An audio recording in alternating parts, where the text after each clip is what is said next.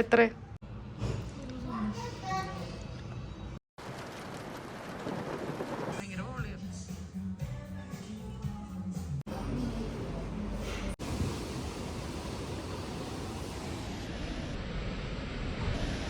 Hi, അപ്പോൾ നമ്മൾ വീട്ടിൽ നിന്ന് റെയിൽവേ സ്റ്റേഷനിലേക്ക് വരുന്ന വഴി വൈകു കിടന്ന് ഉറങ്ങിയിട്ടുണ്ട്. സോ നൗ നമ്മൾ ഇവിടെ പ്ലാറ്റ്ഫോമിലേക്ക് നടക്കുകയാണ്. You want to say something? ഇല്ല, എനർജറ്റിക് ആയിട്ടില്ല. കുറേ നാളായിട്ട് പ്ലാൻ ചെയ്യുന്ന ട്രിപ്പാണ് കോഴിക്കോട് പോകണം എന്നുള്ളത്. പറയുമ്പോൾ അത്ര ഡിസ്റ്റൻസ് ഒന്നുമില്ല, അടുത്താണ്. പക്ഷെ എന്തോ നടക്കാറില്ല. ഒരു ഫുഡ് എക്സ്പ്ലോർ ചെയ്യാനൊക്കെ ആയിട്ട് അങ്ങനെ പോകണം എന്നിങ്ങനെ കുറേ ആയി വിചാരിക്കുന്നത്. അങ്ങനെ നമ്മൾ ട്രെയിനിനാണ് പോയത്. അടുത്തടുത്തുള്ള സീറ്റെല്ലാം കിട്ടിയത്. വെയിറ്റിംഗ് ലിസ്റ്റായിരുന്നു ലാസ്റ്റ് വരെ. അങ്ങനെ എത്തിയ ഉടനെ നമ്മളൊരു ഓട്ടോ പിടിച്ചു. ഫസ്റ്റ് തന്നെ ഒരു നെഗ്ഗായിരുന്നു. കാരണം ഓട്ടോക്കാരൻ നമ്മളെ ചെറുതായിട്ടൊന്ന് പറ്റിച്ചു, നല്ല ചാർജ് കൂട്ടി പറഞ്ഞിട്ട്.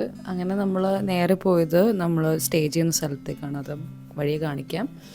ആൻഡ് ദെൻ നമ്മൾ അവിടെ നിന്ന് കുറ്റിച്ചിറ ബിരിയാണി കഴിക്കാൻ പോയി. എങ്ങനെയുണ്ട്?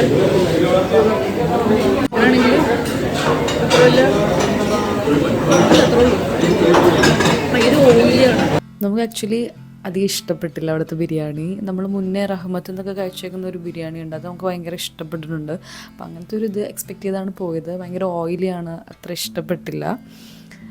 ദെൻ നമ്മൾ അവിടെ നിന്ന് ഇറങ്ങി അവിടുത്തെ ഗുജറാത്തി സ്ട്രീറ്റ്സൊക്കെ കൂടെ ഒക്കെ ഒന്ന് നടന്നു. കുറച്ച് കടകളൊക്കെ കണ്ടു, അതൊക്കെ ചുമ്മാ കയറി നോക്കി. ഒന്നും വാങ്ങിയൊന്നുമില്ല. അങ്ങനെ കുറച്ചേരം നടന്നു. ഇനി എന്തിപ്പോൾ ചെയ്യണം എന്ന് ആലോചിച്ചിട്ട്. എന്താ മലയാളം പേരാണ് സുസ്തൈൻ.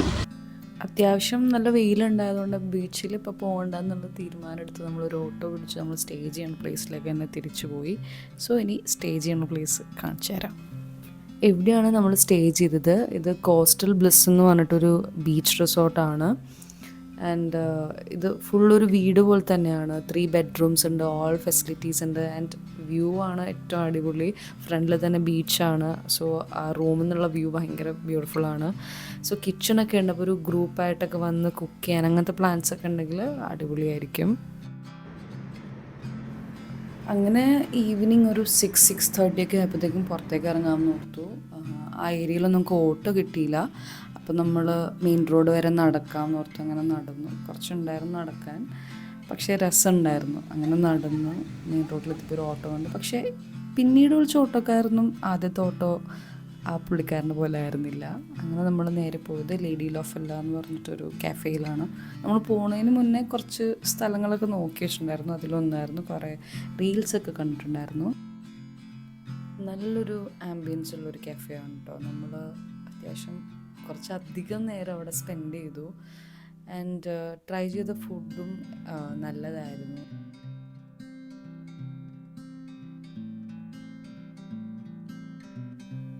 ആദ്യം പറഞ്ഞത് ഈ ഐറ്റമാണ്, ബീഫ് ക്രോയ് വിച്ച് അങ്ങനെ എന്തോ ആണ് നെയിം. ദെൻ പറഞ്ഞത് ഒരു സ്പൈസി ബീഫ് ബോൾസ്, ഇതാണ്. ദെൻ ഒരു ice latte. Ice latte actually കുറേ നാൾക്ക് ശേഷമാണ് ഒരു ഐസ് ലാറ്റെ കുടിച്ചിട്ട് ഡിസപ്പോയിൻറ്റഡ് ആവാത്തത്. റീസെൻ്റ്ലി കുറേ കഫേന്ന് കുടിച്ചിട്ട് ഭയങ്കര ഒരു ഡിസപ്പോയിൻമെൻ്റ് ആയിരുന്നു.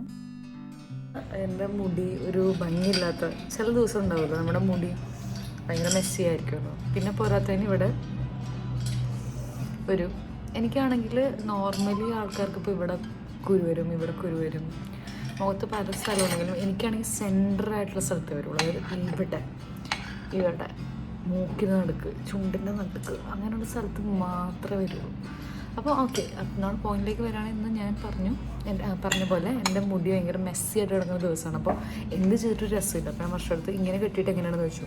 അപ്പോൾ എനിക്ക് എന്നെ കാണുമ്പോൾ ഇതാവുന്നു ഇഷ്ടത്തിൻ്റെ ഇൻട്രൊഡക്ഷൻ ഇല്ലേ, മറ്റേ പെണ്ണിങ്ങനെ വരില്ലേ, എനിക്കെന്നെ കാണുമ്പോൾ അതാണ് ഓർമ്മ. പക്ഷെ വർഷം പറഞ്ഞാൽ എന്നെ കാണാൻ സൂപ്പറാണ്. വർഷക്കൊരു വിചാരം, വർഷക്കൊരു ഇതുണ്ട്. വർഷം മാത്രം എപ്പോഴും ഭംഗിക്കിരിക്കണം. ഞാനെപ്പോഴും ഒരു ഗ്രഹണി പിടിച്ച പോലെ.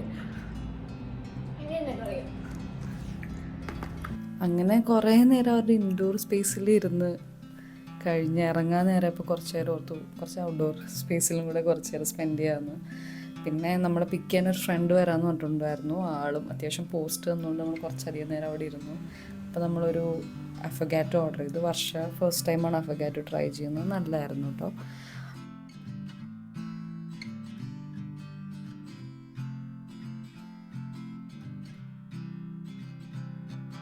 അങ്ങനെ നമ്മളെ പിക്ക് ചെയ്യാൻ വന്ന ആളെത്തി. ദെൻ നേരെ പോയത് D8 എന്ന് പറഞ്ഞ കഫേയിലേക്കാണ്.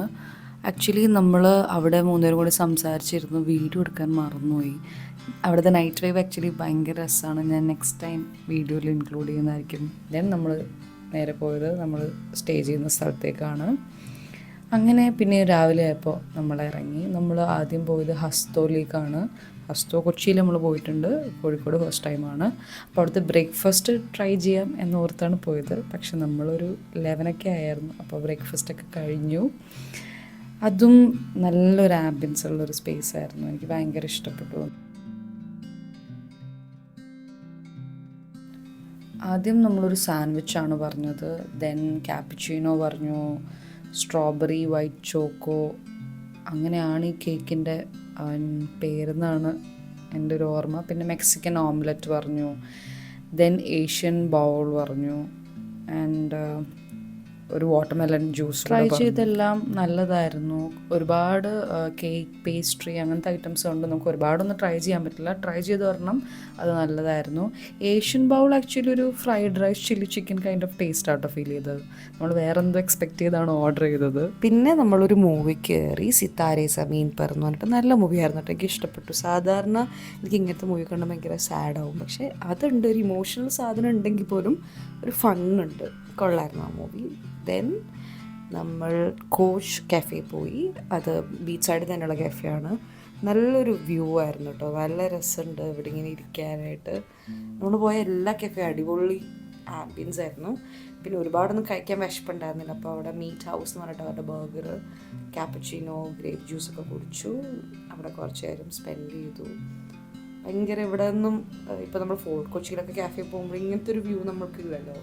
ഇതൊരു വേറെ തന്നെ എക്സ്പീരിയൻസ് ആയിരുന്നു. ആൻഡ് ദെൻ നമ്മൾ ബീച്ചിൽ പോയി.